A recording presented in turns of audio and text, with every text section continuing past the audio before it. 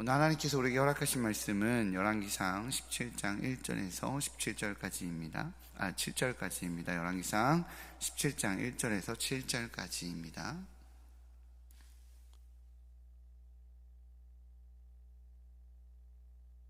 열왕기상 17장 1절부터 7절까지 구약성경 545면에 있습니다.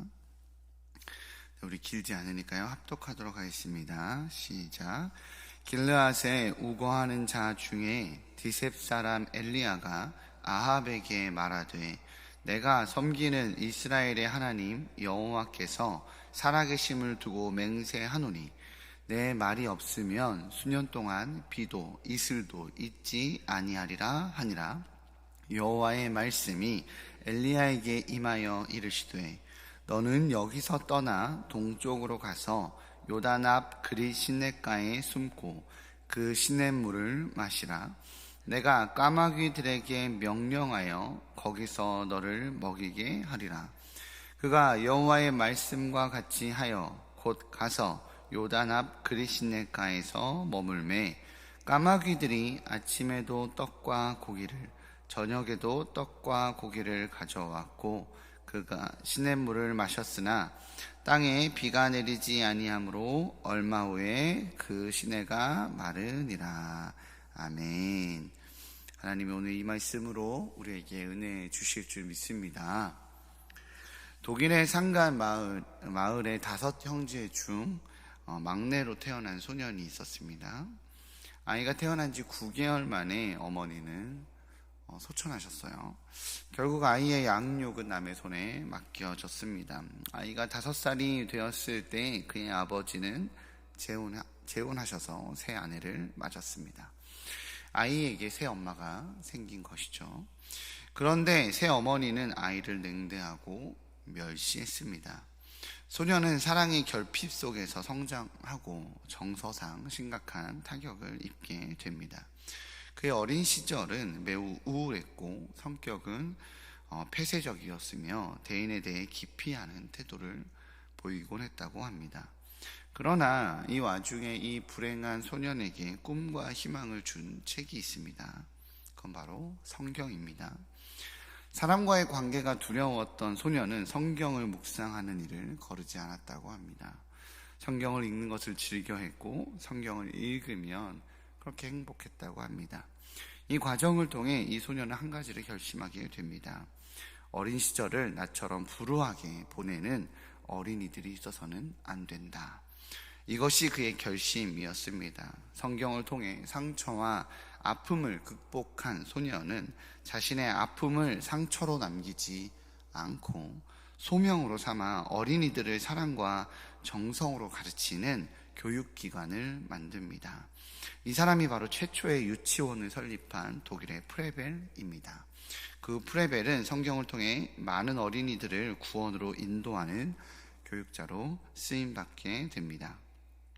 모든 고난이 성장의 동력이라고 말할 수는 없을 수 있습니다. 모든 아픔이 성장의 밑거름이 된다고 제가 감히 평가하고 싶지는 않습니다. 그렇게 고난 중에 아픔 중에 치열하게 싸우고 있는 성도들을 함부로 재단할 수는 없을 것입니다. 그러나 고난과 아픔을 상처로 남기는 사람이 있다면 주님께서 나를 빚어가는 그 단계라고, 그 과정이라고 이해하기에 오히려 그 안에서 소명을 발견하고 사명을 감당해 나가는 사람들이 있습니다. 그렇게 고난 속에서 하나님의 놀라운 축복의 통로가 되는 이들이 있다는 것을 우리는 기억해야 합니다. 오늘 말씀에서 등장하는 엘리야의 상황, 지금의 상황 역시 그러하지 않나 돌아보게 됩니다. 오늘 말씀에서 엘리야는 용기 있게 하나님의 말씀을 선포하는 선포자로 등장합니다. 오늘 성경에서 등장하는 엘리야는 가장 악한 왕이라고 평가받는 아합 시대 때에 등장합니다. 아합은 이스라엘 백성들을 바알 숭배로 이끌어 갔습니다. 하나님 나라가 아니라 바알의 나라로 만들어 갔습니다. 아합은 하나님이 이스라엘에게 주신 율법을 무시했고 욕망을 따랐으며 우상을 숭배하게 하여 이스라엘을 타락으로 몰고 갔습니다. 이때 디셉 사람 엘리야가 길르앗에 등장합니다. 디셉이라고 하는 장소는 정확한 위치를 알기는 어렵지만 일반적으로 야복강 북쪽에 약 16km 떨어진 마을로 추정합니다. 지금은 그곳을 엘 이스티브라고 합니다. 그곳에는 엘리야의 이름을 사용한 성소의 흔적이 있어서 엘리야가 태어난 곳이라고 추정하기도 합니다. 사실 엘리야의 등장과 관련되어서 성경은 많은 정보를 제공하고 있지는 않습니다. 어느 지파이고 누구의 자녀이고 누구의 제자인지 밝히지 않습니다. 그냥 조심스럽게, 아니 좀 갑작스럽게, 어쩌면 뜬금없이 본문에서 등장합니다. 이에 대해서 학자들은 성경의 기록을 대면하게 되는 이 1차 독자들이 굳이 엘리야에 대한 소개가 필요 없을 만큼 엘리야라는 사람이 굉장히 유명하여서 모두가 알고 있었기 때문이다 라고 주장하기도 하고요. 또 다른 주장은 엘리야의 업적이 굉장히 탁월하고 너무나도 능력 있었고 이스라엘에게 임팩트가 있었기 때문에 엘리야가 아닌 하나님을 좀 강조하고자 하는 의도로 그에 대한 설명을 줄였다라고 말하기도 합니다. 그가 신성시되는 것을 방지하고자 하는 것이죠. 어쨌든 무슨 이유에서든지 엘리야는 신비에 쌓인 인물로 등장합니다. 그렇게 갑자기 등장한 엘리야는 아합에게 가뭄을 선포합니다. 오늘 본문 1절입니다. 함께 읽어보도록 하겠습니다. 본문 1절 시작. 길라앗에 우거하는 자 중에 디셉 사람 엘리야가 아합에게 말하되 내가 섬기는 이스라엘의 하나님 여호와께서 살아계심을 두고 맹세하노니 내 말이 없으면 수년 동안 비도 이슬도 있지 아니하리라 하니라. 당시 가나안에서 바알은 천둥과 폭풍의 신으로 추앙받았습니다.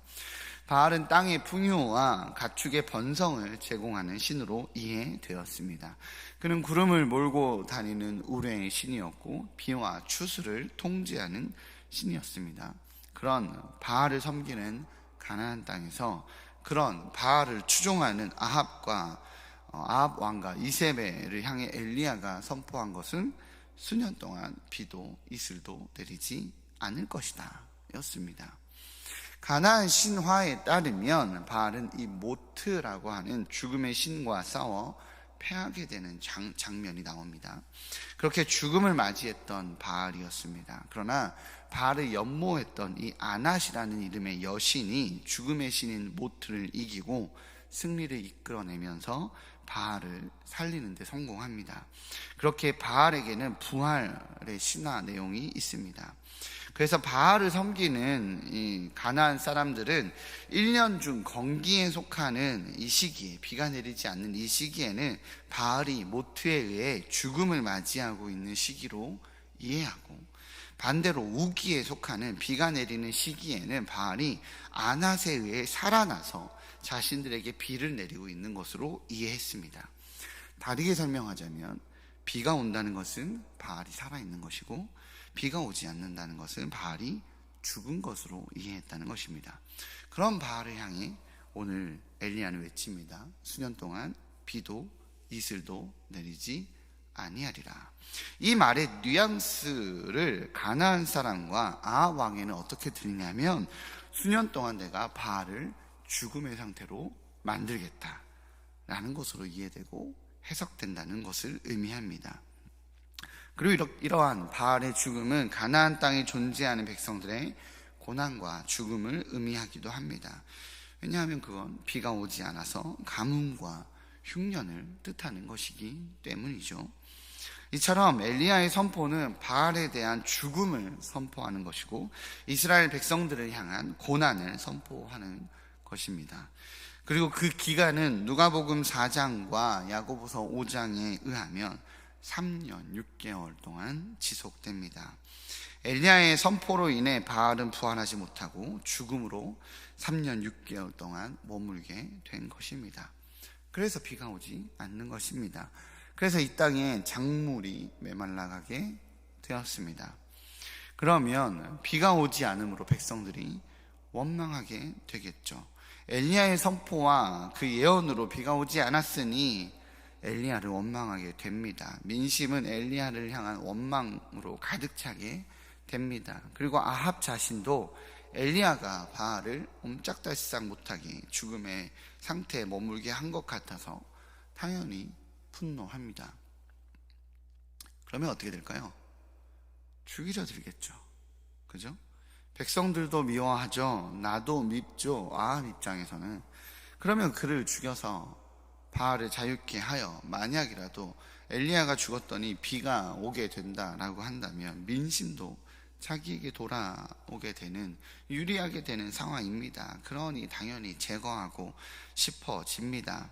그렇게 하나님께서는 엘리야를 살리시고 보호하시기 위해 그를 숨겨주십니다. 오늘 본문 3절과 4절입니다. 본문 3절과 4절 같이 읽도록 하겠습니다. 시작.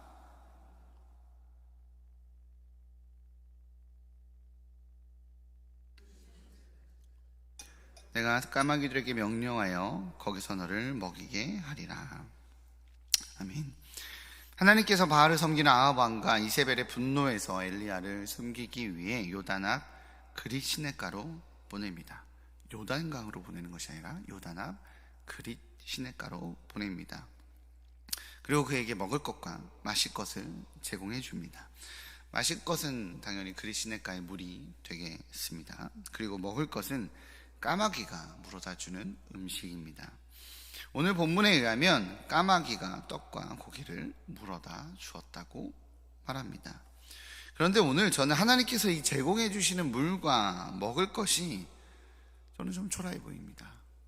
본문 7절에 의하면 비가 계속 오지 않았기 때문에 시내는 얼마 안 있어서 말라버렸다라고 말합니다.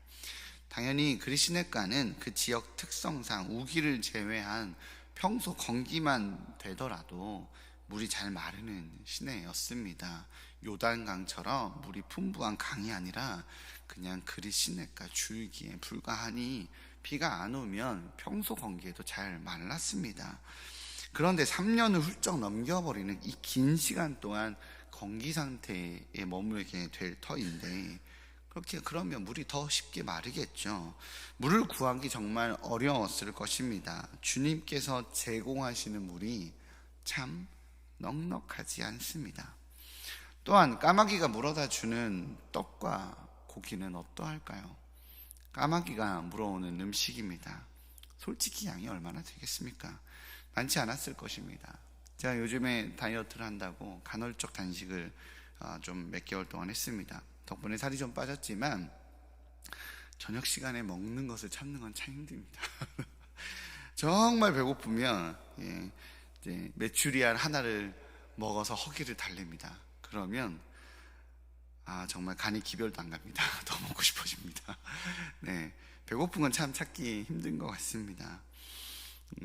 내가 뭐하러 이 짓을 하고 있나 라는 생각이 들 때도 있습니다. 그래도 체중이 빠졌을 때 행복하더라고요. 어쨌든 오늘 엘리야가 생명을 걸고 아합 왕에게서 하나님의 말씀을 선포하고 전해졌습니다. 그리고 그 선포는 실제적인 기적이 되어서 이스라엘의 가뭄이라는 자연계의 현상으로 연결되었습니다. 그 엄청난 일을 해낸, 그 놀라운 기적을 행한 엘리야에게 찾아온 것은 물도 마르고 음식도 겨우 허기를 달랠 수 있는 정말 초라한 음식이었습니다. 음식도 물도 마른 현실이었습니다. 그런데 저는요, 역설적으로 이 초라한 현실에서 하나님의 은혜를 발견합니다. 하나님의 배려를 발견합니다. 사자성어 중에 세옹지마라는 말이 있습니다. 기르던 말이 도망가서 낙심 중에 있었는데 이 도망간 말이 준말을 데리고 옵니다. 말이 도망간 나쁜 일이 있었지만 또 좋은 준말을 데리고 오니 기쁜 일이 됐다는 거죠. 너무나 기뻐 애지중지하며 준말을 키웠습니다. 그런데 아들이 그 말을 타다가 떨어져 절름발이가 됩니다. 그런데 그래서 이 불행한 일이 생겼구나, 이 준마 때문에 불행한 일이 생겼구나라고 생각했는데 그때 전쟁이 터져서 대부분의 젊은이들이 전쟁에 나가 목숨을 잃었지만 절름발이가 되었었던 아들은 그 불행 때문에 전쟁터에 나가지 않고 목숨을 건지게 됩니다. 이게 세옹지마의 뜻이죠.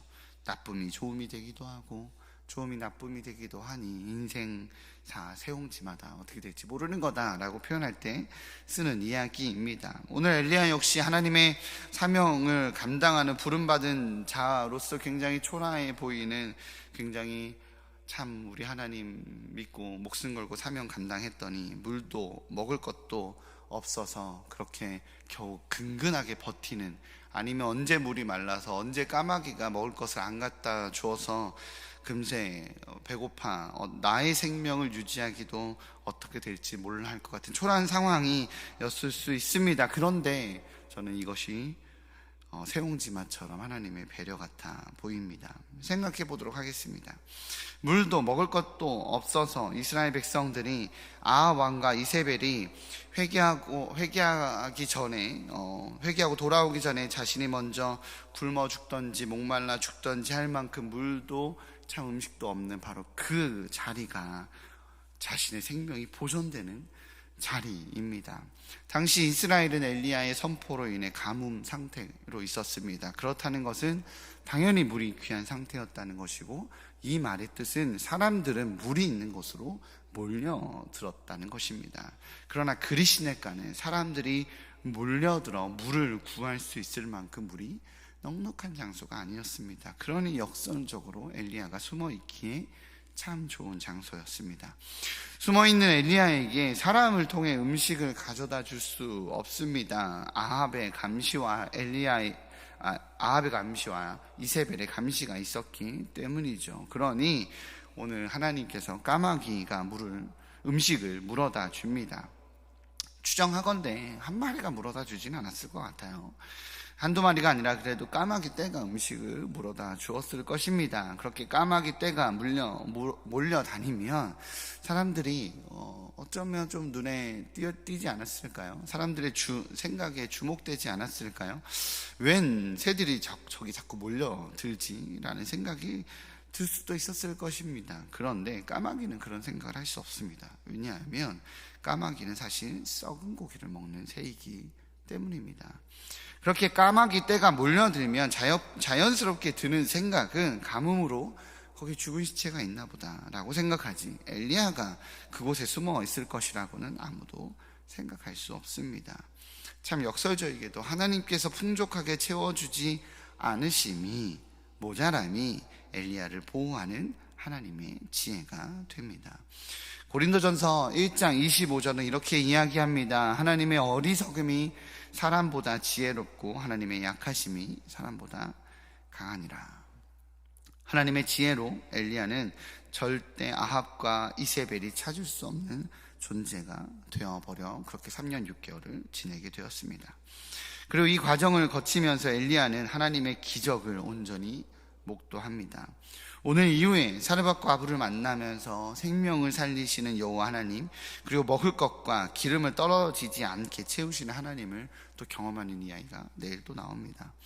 없음을 경험하는 것이 아니라 인간의 상식을 넘어 채우시는 하나님의 능력을 경험합니다. 그런 하나님을 경험한 엘리야는 바알의 선지자 450명과 아세라 선지자 400명을 앞에다 두고 하늘에서 불을 떨어뜨리는 그 하나님의 영광을 드러내는 선지자로 성장합니다. 인간의 상식으로 이해할 수 없는 능력을 드러내는 선지자가 됩니다. 사랑하는 일산 충신의 성도님들, 용기를 내어 결단한 신앙의 길에, 믿음의 선택에 혹시 어려움이 있으십니까? 역시 교회 생활은 적당하게 하는 것이 좋은 거야. 너무 열심히 하면, 교회는 깊이 들어가면 상처받아. 내가 올해는 꼭 내려놓고 만다 라는 등등의 하나님께 실망으로 해석하는 삶의 자리가 있으십니까? 그 자리가 하나님의 보호의 자리임을 믿으시기 바랍니다. 그 자리가 하나님의 회복의 자리임을 믿으시기 바랍니다. 그 자리가 더욱 놀라운 하나님을 경험하는 자리로 나아가는 과정임을 믿으시기 바랍니다. 현상이 아닌 하나님을 신뢰하기에 주의 뜻만을 따라가는 지혜자 되시기 바랍니다. 주의 부르심만 따라가는 사명자 되어서 놀라운 하나님의 역사를 경험하는 우리 일산 충신의 성도님들 되시기를 주님의 이름으로 축복합니다. 기도하시겠습니다. 사랑해 주님 감사합니다. 하나님, 우리가 주의 은혜를 받아 주님의 뜻을 따라 그렇게 순종하며 걸어간 길에 때로는 초라해 보이는 내 삶의 자리가 있을 수 있습니다. 때로는 상처받은 내 삶의 현상이 있을 수 있습니다. 그러나 주님, 현상이 아니라 주님을 신뢰하기에 믿음의 길을 실망과 아픔과 상처가 아니라 주님을 향한 신뢰로 뚜벅뚜벅 걸어가는 믿음의 사람 될 수 있도록 인도하여 주옵소서. 하나님, 삶의 자리에서 아픔과 힘겨움이 아니라 하나님의 드러내심, 하나님의 역사를 신뢰하기에 주님의 온전함을 드러내는 축복의 통로되는 우리 일산 충신의 성도들 될 수 있도록 붙잡아 주옵소서. 이 모든 말씀 예수님의 이름으로 기도합니다. 아멘.